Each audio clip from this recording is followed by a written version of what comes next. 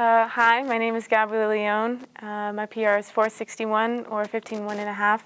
And this is my second year at the summit. I went once when I was a senior in high school, and now first time as an elite athlete. Yeah, so growing up I did a whole bunch of different types of sports. I had 4 older siblings, so it kind of just started with playing in the backyard or the front yard, with garage toys and stuff like that. And growing up I did a whole bunch of different sports. I did soccer, basketball, volleyball, cross country, did taekwondo at one point for a couple of years.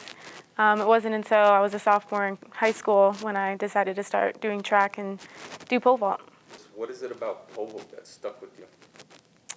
Honestly, just since day one, I fell in love with it. I feel like I got bored of things a lot of times, and with pole vault, you just can't get bored with it. There's so many different aspects to it, It's not just how fast you can run or how good you can jump up, but you get to do gymnastics, you get to underwater pole vault, you get to, run with a pole in your hand, you get to jump over this bar, and, it's just such a fun sport and a never-ending puzzle to solve. And along with that, I think all pole vaulters have a similarity where you have to have a certain type of personality to do it. So I feel like everywhere you go, pole vaulters are kind of like a family because we all go through that struggle together. And that's just a little bit what I like about pole vault. So when you started vaulting, or even now, who were some of your idols coming up, and who did you like to watch the most, study, maybe things that you took from other vaulters? Oh, gosh. This may be a bad way to answer it, but I never knew a lot of professional vaulters. I feel like, for me, I don't like to look outside at the world or compare, my vaulting to anything else. But obviously, when I was younger, Sandy Morris was a big one I looked up to, and, recently, these last couple of years, Katie Najat, Mondo, Renault, Sam Kendricks, all those jumpers. But really, what I like to do is I honestly just listen to my coach, and if my coach sends me a couple videos of what he or she thinks I should be working on, I really like looking at those. I like looking at vaulters who can run fast and jump up at the takeoff because I think that's a strong suit of mine. And recently I've been looking at, a couple of vaulters that have really good swings because that's something I need to work on is right arm pressure and maintaining it through the top of the jump. So could you give a quick summary of what your journey through high school looked like and the transition into college? Yeah, let me think about that. I'll just go. So when I first started pole vaulting in high school, I was just doing it for fun. I was so young. I feel like I was so naive to the sport, and I think that's why I got so good so fast. I started halfway through my sophomore year, and by the end of my sophomore year, I think 5 or 6 months later, I jumped 11.6 by the end of it. And the following year, I think I jumped about 12.9.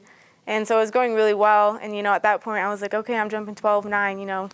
6, 7 years ago, 12.9, would get you D1. I know now it may or may not. But I kind of started believing myself that I can go to a D1 college. And my senior year was a very difficult year. A couple colleges were telling me I need to jump 13 feet in order to get a scholarship. So that kind of was hanging over my shoulder the entire year. And I actually plateaued that year. Didn't PR the entire year. I jumped 12.6 almost every single meet my senior year, so that was really difficult to handle. But looking back, obviously, it's just part of the sport. I was so young, I didn't know that those are just the challenges we deal with, not PRing for long periods of time. Fortunately, by the end of the year, I did PR and jumped 13. And luckily, after I graduated from high school is actually when I found my perfect college match. Brooke Rasnick sought me out at New Balance Nationals in June, and I visited a couple weeks later and signed in July. And a month later, I was on Louisville's campus. So that's kind of an interesting story, and I think it's a reminder that, you don't have to have that first NIL signing day. You can wait months, to find that good match in school. And fortunately, going into Louisville, I had such great, older female teammates that were such great role models, and I still look up to them to this day, 8 years later. Wait, not 8 years later, 6 years later, I still look up to them to this day and, text with them, call them and stuff like that. And, Brooke Rasnick, my coach, she was just phenomenal. She cared about us more as humans, as people, rather than an athlete. And I think that's why the program at Louisville that she built was so successful. We were just one big family. Could you maybe recount some of your fondest memories in college and your hardest trials? Oh, yeah. Okay, let's see. I would say one of my fondest memories in college was actually my freshman year. It was my first ACC championships indoors, and back then I was doing both long jump and pole vault. And at the time, long jump wasn't going super well for me, and my coach and I were debating if I was going to continue doing it or not. But I kind of wanted to prove to my coaches that I could still do it. And I had long jump, and then followed by pole vault directly after, and I had a big PR in long jump. Actually got second place, and I think I jumped a little over 20 feet. And then I went over to the pole vault and had a big PR, placed fifth with 425, which is 13:11 and some change. So that was a really, really fun memory. And I remember that year, a lot of different people did really good on their team. And I think we got third overall as a team, which was pretty good for the university I went to. Another fond memory was obviously, NCAA's 22 outdoor this last spring. That was just a great opportunity. I mean, I knew it was the meet that I could win. I prepared for it mentally, physically, everything. And going into that meet, that was going to be the last time I was going to be wearing the Louisville Cardinal uniform. And I just wanted to represent the school one more time. I wanted to represent, with Brooke Rasnick and my teammates and just have a great opportunity. And to come out with the win with that was so fun. Trials, COVID 2020 was a very, very big trial for me. Honestly, it made me want to quit track and field. I didn't want to come back for my 5th year. I isolated myself from a lot of people. I couldn't jump over, 13.6 that year to save my life. I didn't qualify for indoor or outdoor nationals. I was blaming my coach, my teammates, my trainers. I was blaming everyone else, for my lack of success. Fortunately, the trials did happen, and I learned a lot from them, and I'm really, really happy that I had a really bad year, honestly, in 2021, because it taught me a lot. I looked inside, I had some humility, and I realized, I got to make some change for myself. So like I said previously, to work on myself and be able to change my mindset and my mentality towards pole vault and people around me. Come out with the win, make the team last year was such a great experience and big lessons learned. Can you talk about your experience at World Champs? Yeah. Oh gosh. Let's see. My experience at World Champs was really good. Being at Hayward Field for a big meet that I didn't expect to go to, and competing with people that never thought I would compete with. Like I said, a year prior to World Champs, I thought I wanted to quit my sport, but I had already committed to come back for a 5th year. So, but being able to compete, with Sandy and Katie, 2 people I looked up to for years, and being able to just talk to them casually, it was an amazing experience. And I remember the crowd it was amazing. In college, you'll have track meets where there'll be 5 parents sitting in the stands, or you'll have ACCs where there'll be 100. But, being able to compete in a packed stadium with people who love the sport of track and field was just such a beautiful experience. To get people from around all the world and to see different cultures, different, ethnicities and different stuff like that. It was just an amazing experience, and hoping to experience more of that in the future. Could you talk about how you got connected to your current management agency and Puma, and how they help you reach your potential? Yeah. So how I got into the agency I work with, dual management, with pole vault, it's basically dual management with Jeff Hartwig or Karen Locke. And I had connection through Jeff from my high school coach, and got in contact with Jeff near the end of my season this last year, and had a meeting with him and Paul, and I felt like it was the right match, right off that first FaceTime call that I had with them, and knew I didn't need to talk to anyone else. I knew they were going to take care of me, and they've proven it since. They're such caring people. They're so kind. They're always there for you. They're going to answer the phone. They're going to call you. They're going to text you, and vice versa. There'll be a quick text back if I ever need anything, and being able to have agents who care like that is so, so nice, and it allows me to de-stress and not have to worry about poles or transportation or anything. It means it allows me to focus. And then with Puma, oh God, I don't know. That's I don't know, because I don't know how to tell this story, because it wasn't really my agents who got me involved with Puma. Somebody who's close with Puma was chatting with them and was basically like, who's the next pole vaulter that we should invest in? And this guy was like, you should invest in Gabby Leon. You know, she's not jumping 470, 480 or anything yet, but she's hopefully, you know, probably going to be the next 490 jumper, and I think you should invest in her talent. And that's kind of how I ended up with Puma. You know, they got in contact with my agents because of that word of mouth from, you know, that blessing of the man that suggested that, and kind of worked up a contract with my agents and we got it figured out. So I don't know, like, how much, I don't know, like, if I'm allowed to say that, but Why not? I don't know. It's Yeah. kind of something. It's like a blessing from God, honestly. Like, I don't know. There's just so many things where God just moved in my life last year, and I think about it a lot. I'm very grateful. But yeah. Maybe, are there any training differences from being a collegiate athlete and a professional athlete? Yeah.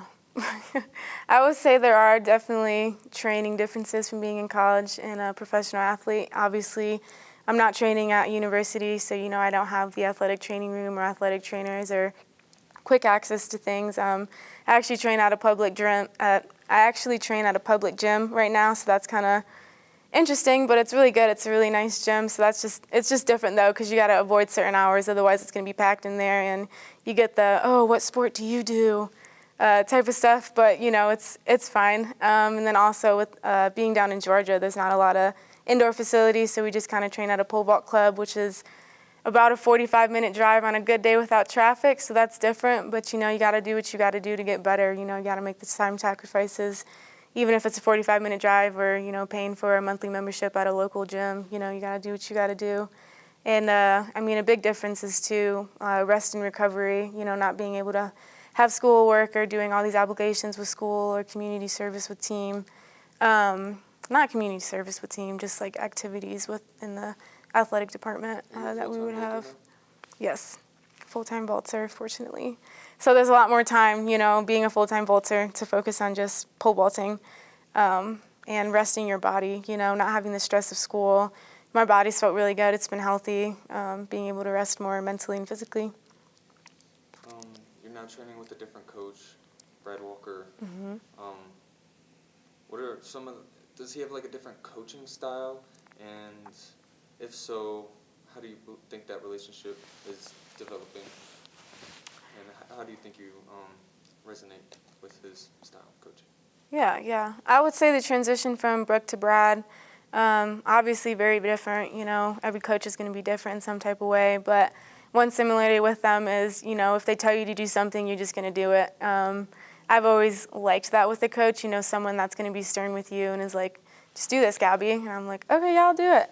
You know, differences, I would say, I don't know. I mean, technically, I've worked on so much stuff with Brooke, you know, for 5 years, and Brad kind of is just building off on that. I think, you know, this last year, Brooke and I nailed down my full approach run and kind of started on my takeoff in the swing, and Brad has really, really been able to help me convert the energy built up in my run into my takeoff, and there's obviously still some to work on with that. And he's also helped me a lot with right arm pressure, not breaking my left arm so much. So those are kind of just some of the things we're working on right now. I think you have a really good pull drop, and you make a lot of space at takeoff. I worked so hard yeah, last year. Could you describe what you believe some of your greatest strengths in the vault? That can be technical or mental. Yeah. I mean, I believe my greatest strength at this moment in time is my speed and my ability to jump up at the takeoff. I think there's a lot for me to fix technically still. And like I said earlier, I think Brad is really going to help me do that. He has a very simplistic way to the approach of pole vault, which is really good for me because I'm not a complicated thinker. I don't like overstimulus with different cues. I just like, you know, what's the one way to do it? Tell me how to do it and I'll do it. So he's helped me a lot with that. And I would say another strength of mine is my mentality. Actually, a year and a half ago, I started meeting with a sports psychologist, and we've really helped improve my mental game, you know, leading up to meets and preparing for meets and during meet mentality. And more importantly, during practice, you know, sometimes I just show up to practice and, you know, just not really take it seriously and not really utilize every single practice because you're tired, you know.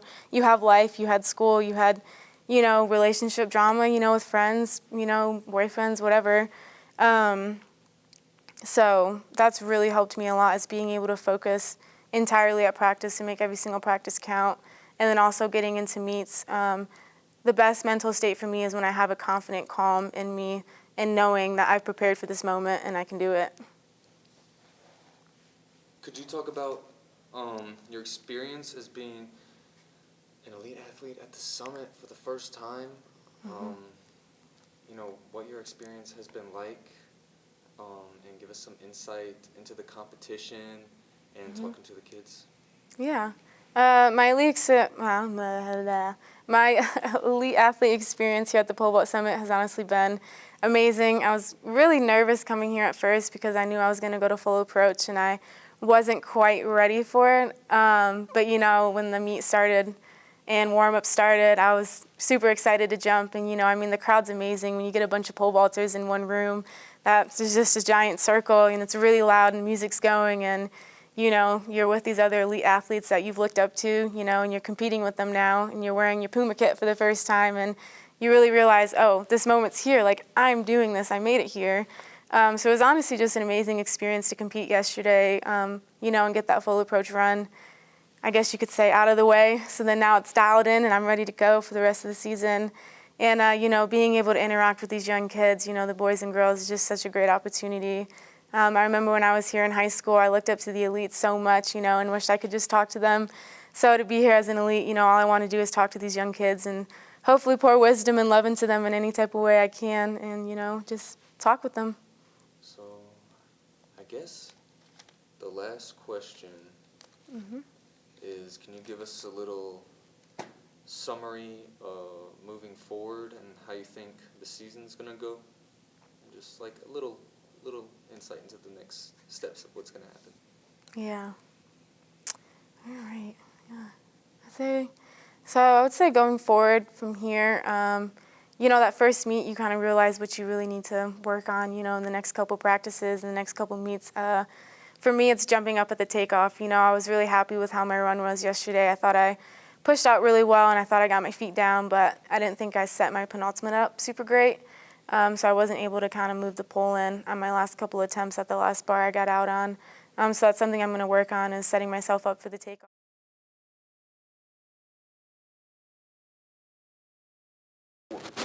Take 4. Okay. So for warm-up, I just really like to start with a jog lap. I like to begin with jogging a lap, just get the blood flowing in my legs, and then I kind of like to do a little bit of static stretching, but not too much. And then I'll go on to do some sprint form drills to really get the legs moving. Especially with traveling out here and the long travel day, I really like to hit positions and feel like I'm getting those nervous system movements in my legs again to get ready for the meet tomorrow. And then I like to do some build-ups by the end, and then also do some plyometrics to hit some explosive movements to prepare for tomorrow. Do you ever do any jumping the day before competition? Like pole vaulting? No, I don't do any vaulting the day before a competition. I like to think my brain's ready, it knows what to do, my body knows what to do. So really just the day before, I like to get blood getting into my muscles, get the nervous system activated, and just prepare mentally for the meet tomorrow. Yeah? Okay. Do you do jumping? Do I the day before meet? No. No? Okay. I don't like it, but I know some people some people do. Some people do it today. Gosh, no, I don't think I could.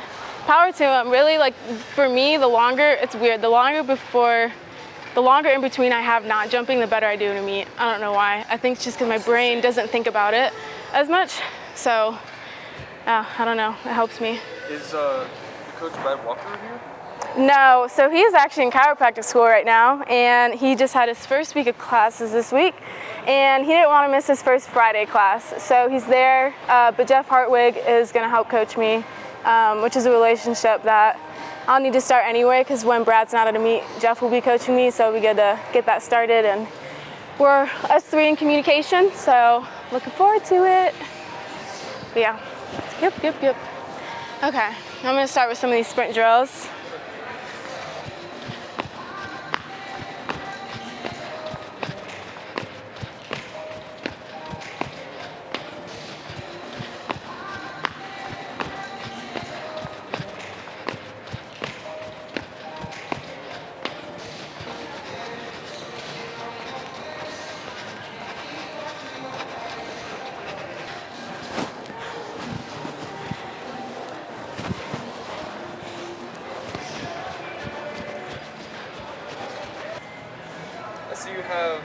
Some brand spanking new Puma shoes.